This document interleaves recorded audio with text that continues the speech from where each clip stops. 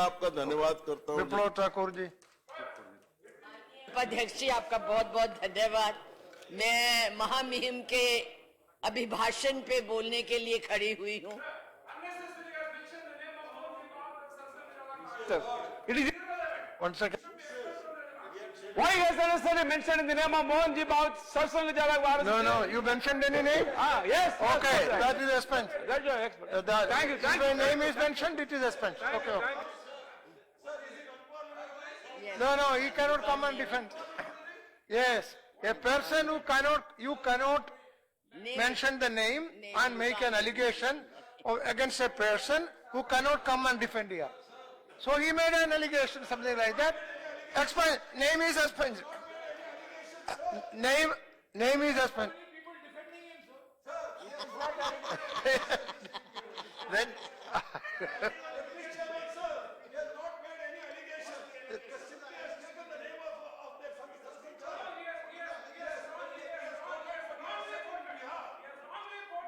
Not only quoted, it's a fact. It is a fact. It is a fact. That is a hard fact. It's a hard fact. see, in any case, yes. Yes, No. it is a fact. Listen, in any case, no, Gupta ji, in any case, you have attributed a quotation to a person who is not present here. Yeah. Now let me say that no, as in it is being objected as an allegation or as untrue, I expunge it. No. See, no.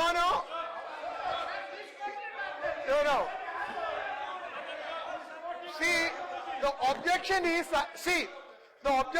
that here the honorable member says that allegation is wrong.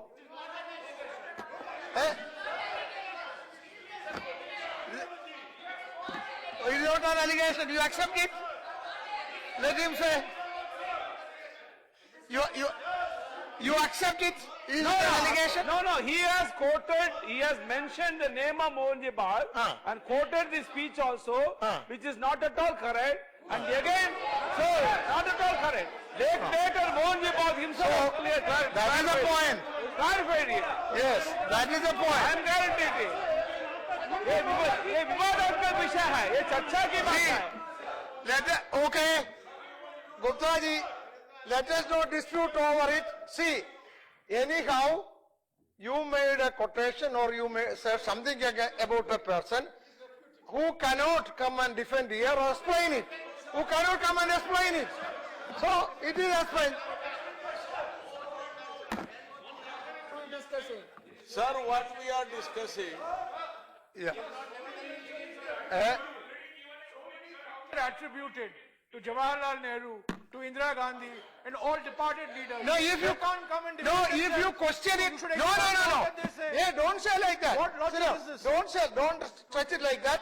If you make a quotation about Srimati Indira Gandhi, late Indira Gandhi, or Pandit Jawaharlal Nehru, and if anybody objects that such a statement is not correct, then I will take a decision on that. I have to. No. See, let me say. Now the question is, let us not argue over it. Let us not argue over it, since the matter which has been quoted by Gupta ji has been objected to on the basis of the statement that such a statement was not made. I have to take cognizance of that.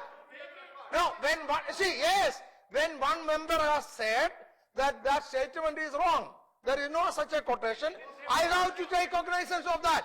That is all what I have done. Okay, are you authenticating that he made? Okay, all right.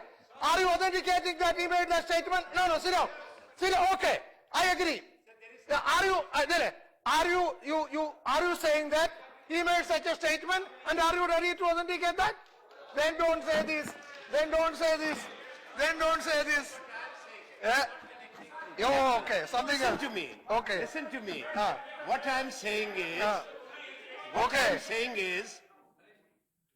Shri Premchand Gupta has said that he has not made any allegation. Whatever statement was made, that has been refuted. So what I'm saying, both should stay on record.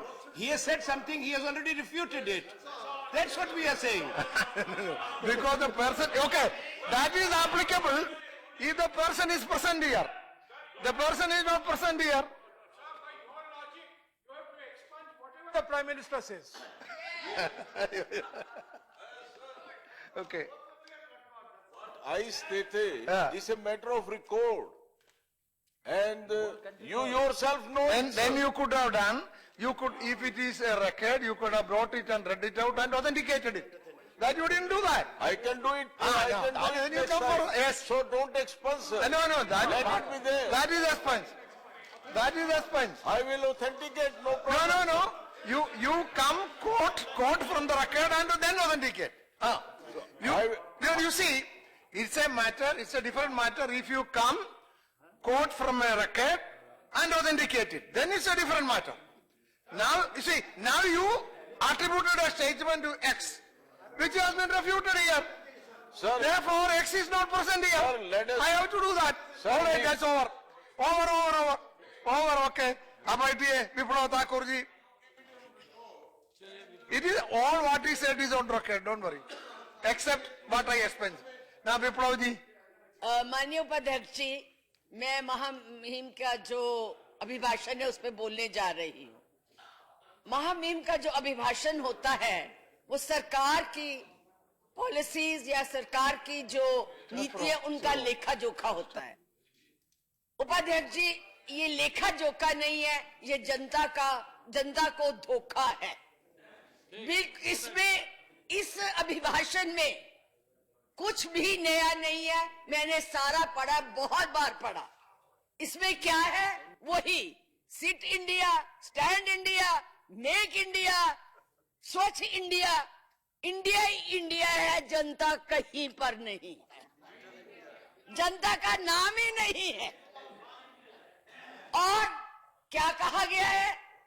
हम ये कर देंगे। अरे भाई, जो आपने 2014 में अपने मैनिफेस्टो और भाषणों में कहा वो तो आप पूरा कर नहीं सके हैं। कहां से नया करेंगे? जो हमारी नीतियां थी उनके नाम बदल के ये लागू किए जा रहे हैं। उपाध्यक्ष जी, जब ये प्रधानमंत्री बने शायद इनको अलादीन का चिराग मिल गया, जिसको घिसते ही बिल्डिंगें खड़ी हो गई, सड़कें बन गई, रेलवे लाइनें बन गई, एयरपोर्ट्स बन गए, हवाई जहाज चलने लग गए। साइंस एंड टेक्नोलॉजी ने इतनी उन्नति कर ली कि मिसाइल्स बनने लग गए, यहां तक कि चंद्रयान में भी जाने लगे। वो सिर्फ अलादीन के चिराग से हुआ। ना पंडित नेहरू ने कुछ किया, ना इंदिरा गांधी ने कुछ किया, ना राजीव गांधी ने किया, ना नरसिम्हा राव ने किया, ना इनके वाजपेयी ने कुछ किया, जिसको आज तक पूछा नहीं जा रहा। केवल आज पहली बार जो कुछ किया वो मोदी जी ने किया। बाकी सारा भारत जो था, बाकी जो सारे नेता थे, वो बिल्कुल आराम से बैठे रहे। उन्होंने 60 साल कुछ नहीं किया, ना देश को आजाद करवाया, ना गरीबी के लिए लड़े, ना आगे बढ़ाया भारत को। आज अगर भारत का नाम है, अगर भारत को पूछा जा रहा था, तो केवल ये कांग्रेस के जो नेता थे, जिनकी विचारधारा थी, जिनकी प्लानिंग थी, उसकी वजह से था। नहीं तो कोई नहीं जानता था इन लोगों को। कहां से आए ये? कब थे ये? ना भारत की आजादी में थे, ना भारत के बनाने में थे। लेकिन आज सबसे ज्यादा अपने आप को भारत की जनता का शुभ चिंतक समझ। हाँ, है शुभ चिंतक। एक काम किया अध्यक्ष जी इन्होंने, उपाध्यक्ष जी, जो नोटबंदी कर दी, जो तुगलकी फरमान कर दिया, रातों रात नोटों को जो है कागज के टुकड़े बना दिया, ये जरूर इन्होंने किया है। और उससे क्या हुआ मैं नहीं जाती, क्योंकि बहुत बोले हैं, सबने कहा है कितना काला धन आया, कितना फेक मनी आई, कितना उग्रवाद रुक गया, वो सबने बताया। मैं तो केवल एक बात कहना चाहती हूँ, ये मेरे भाई बैठे हुए हैं, हिंदू संस्कृति कहती है, जिसके ये बहुत पुजारी है, जिसका नाम लेते लेते थकते नहीं है, उसी हिंदू संस्कृति में ये कहा गया है कि बचा के रखना चाहिए, मुसीबत के समय में काम आएगा। और हमारी कुशल गृहिणी उसी कहा जाता था। जब शादी होती, लड़की विदा होती थी, तो माँ एक ही उसको सलाह देती थी, बेटी घर को बनाए रखना, घर के लिए कुछ बचा के रखना, जो पति की आमदनी होती है उसको संभाल के उसको ठीक ढंग से खर्च करना, फजूल खर्ची मत करना, कोई पता नहीं कब आपको मुसीबत के दिन आ जाएंगे। वही मेरी बहनों का जो पैसा था उसको भी काला था, इन्होंने साबित कर दिया, उनको लाइनों में खड़ा कर दिया कि जाओ अपनी उस संस्कृति का जुलूस निकालो, उसे सरेआम बदनाम करो, आपको कोई हक नहीं है पैसा बचाने का, क्यों नहीं खर्च किया, ये तुम लोगों का कसूर है। ये इन्होंने किया, ये इन्होंने बताया। और यहां तक आपने क्या किया। और आज जनसंख्या इतनी बढ़ती जा रही है, क्या उसका कोई उल्लेख है इसमें? कोई उसके बारे में सोच है इसके बारे यहाँ इस इतने बड़े अभिभाषण में? बिल्कुल नहीं है। नहीं, हाँ, क्योंकि आप कहते हैं 4 बच्चे पैदा करो, 5 बच्चे पैदा करो कि वो पढ़ न सके, गरीबी की लाइन में लगे रहे और भिखारियों की तरह सड़कों पे घूमते रहे, उनको शिक्षा ना मिल सके। ये आप लोगों की नीति है, ये आप लोगों का माइंडसेट। इसलिए मैं ये कहना चाहूंगी कि इस अभिभाषण में कुछ नहीं, ना इन्होंने किया है और ना करेंगे। हाँ, नए नए नारे जरूर लगा देते हैं, कभी कोई नाम दे देते हैं, कभी किसी का कह देते हैं। गुरु गोविंद सिंह जी की बात करते हैं, आज उसका इसमें उल्लेख करते हैं क्योंकि पंजाब के इलेक्शन थे ना, इसलिए। वैसे इनको कोई हमदर्दी नहीं है, कोई इनको उससे लगाव नहीं है। वो गुरु गोविंद सिंह जिसने अपने बच्चों को दीवार में चुना दिया था इस देश के बचाने के लिए, हिंदुओं को बचाने के लिए, इस देश को बचाने के लिए, उसका क्या मुकाबला करेंगे जो इतने इतने लाखों के कोट और सूट पहनते हैं, जिनको पता ही नहीं है कि हमने क्या करना है। ये बात करते हैं, हमारे ऊपर ये आरोप लगाते हैं। मैं तो यही पूछना चाहती हूँ कि इन्होंने 3 सालों में किया क्या है, कौन सा नया काम किया है, कौन सी नई नीति लाए हैं? विदेश नीति वो इनकी फेल है, चारों तरफ से हम दुश्मनों से घिरे पड़े हैं। आर्थिक नीति इनकी फेल है, आर्थिक आज बोझ इतना डाल दिया हुआ है, जीडीपी के बारे में बता चुके हैं, मेरे और बताएंगे कि कहां से कहां पहुंचा दिया है। आज हर चीज, आज किसान रो रहा है, आज मजदूर रो रहा है, मेरी बहन रो रही है, बच्चे रो रहे हैं।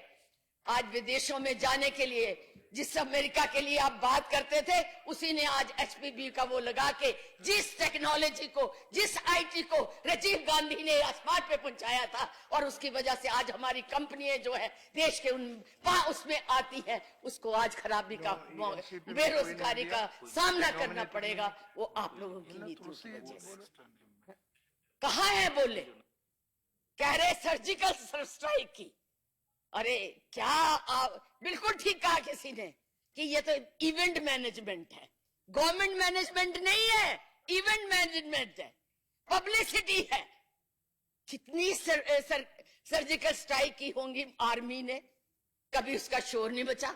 आपने तो आर्मी को भी जो है वो बेचने का एक हिस्सा बना दिया, उसको भी बेच दिया।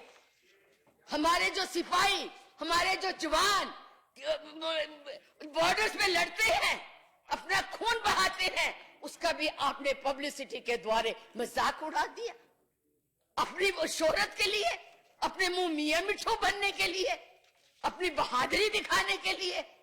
कहाँ है वो देशभक्ति? है ही नहीं, क्योंकि देश के साथ कभी प्यार रहा ही नहीं। भारत की आजादी की लड़ाई में नहीं लड़े, देश को बनाने में नहीं आपका हिस्सा रहा। ठीक है, कुछ गलतियों से या उसके, जनता है, जनता किसी को भी चुन सकती है, किसी को भी वोट दे सकती है, ये उनका अधिकार है, और ये अधिकार भी कांग्रेस पार्टी ने दिया है, आप लोगों ने नहीं दिया। आज अगर हम वोट देने का हक रख रहे हैं, इस देश में प्रजातंत्र है तो कांग्रेस की नीतियों से है, और आपका अगर बस चले तो पता नहीं इस देश को कहां ले जाए। अभी भी वैसे डिक्टेटरशिप ही आप लोगों के लिए, तो आपके लिए तो अभी भी डिक्टेटरशिप है। ये खाओ ना, ये पहनो ना, ये यहाँ बैठे रहो। कैबिनेट की मीटिंग में मंत्रियों को बाहर जाने की इजाजत नहीं है, मोबाइल यूज करने की इजाजत नहीं है। जब तक मैं, चुप रहिए, सुनिए, जब तक मैं नहीं, वो नहीं रेडियो में अपना प्रचार नहीं कर लेते, टीवी में अपना भाषण नहीं दे सकते, कोई बाहर नहीं जा सकता। जब आपकी पार्टी में ही प्रजातंत्र नहीं है तो देश में क्या लाएंगे आप? देश को क्या बनाएंगे आप?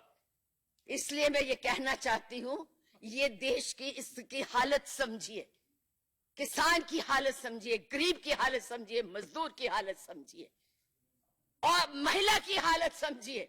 लॉ एंड ऑर्डर इतना खराब हो गया है, जितने केसेस आज रेप के बाहर आ रहे हैं इतने कभी नहीं हुए थे। चाहे आप कोई भी स्टेट उठा के देख लीजिए, कोई अमन शांति नहीं है, एक डर है, डर। और एक नया इन्होंने और शब्द चुन लिया है, देशद्रोही। जो इनके खिलाफ बोल दे, जो इनकी नीतियों की आलोचना कर दे, वो देशद्रोही है। उसके अंदर इसको अरेस्ट कर लीजिए, उसके अंदर इसके ऊपर केस चला लीजिए। एक ये नया शब्द इन्होंने दिया है, एक नई परिभाषा दी है, क्योंकि आपको बोलने का हक नहीं है। आप जो हाँ में हाँ मिलाइए तो आप बहुत ठीक है, अगर आपने गलत को गलत कह दिया तो आप देशद्रोही हो गए। आपके ऊपर मुकदमा चलना चाहिए, आपको जेल में डालना चाहिए। आप क्यों इस तरह से रह रहे हैं? पहनने का एक यूपी में एक और नया काम शुरू कर दिया है, जो मैनिफेस्टो आया है। मैनिफेस्टो में क्यों दे रहे हैं? आप कानून बनाइए, कानून को इंप्लीमेंट कीजिए। कानून पहले भी है, ईव टीजिंग के लिए कानून है, उसे लागू कीजिए, उसको ठीक तरह से लागू कीजिए। पुलिस रिफॉर्म कीजिए, पुलिस को नए ढंग के वेपन्स दीजिए, उनको ट्रेनिंग दीजिए। ये कानून और मैनिफेस्टो में देने से ईव टीजिंग जो है वो दूर नहीं होने वाली। माइंडसेट चेंज कीजिए, सोशल जो स्टिग्मा है उसे दूर कीजिए, अपने आप को इससे ऊपर उठाइए। इस भारत के बारे में सोचिए, जनता के बारे में सोचिए, केवल नारे मत दीजिए। कितनी एफडीआई आ गई है आपके पास? मैंने खुद देखा है, अंबाले में किसान आलूओं की ट्रॉली लेके डीसी के ऑफिस के सामने फेंक रहे कि बेच तू इसको, और आप कहते हैं कि कुछ हुआ ही नहीं, इसका कोई असर ही नहीं हुआ। कितनी जनता, कितनी लेबर आज अपने अपने प्रदेशों में चली गई है, इसका जरा हमें सर्वे करके बताइएगा, फिर पता लगेगा। क्योंकि हम राज्यसभा के मेंबर है ना, हमें जनता से नहीं बात करनी पड़ी। जरा लोकसभा के मेंबर से, एमएलए से पूछिए जनता क्या हाल करती है। आपके ही एक एमपी के साथ हुआ था, यही जहां पे वो बड़ा भाषण दे रहा था, उन्होंने कहा जी अंदर आइए, वो जूतों से पीटा कि तुम नोटबंदी की बात करते हो। आज यहाँ हम बेकार हो गए, आज हम यहाँ भूखे मर रहे हैं और नोटबंदी की प्रशंसा करने आए हो। हकीकत को समझिए और अपने आप को बदलिए। केवल ये मत सोचिए कि यही रहेंगे, बड़े बड़े नहीं रहे, सिकंदर नहीं रहा और नहीं रहे, हर को जाना पड़ता है। इसलिए अपना जो है समय जो है इन बातों में मत बिताइए। इस भारत के लिए कुछ कीजिए, इसकी जनता के लिए। इसलिए मैं इसका विरोध करती हूँ। बहुत बहुत धन्यवाद।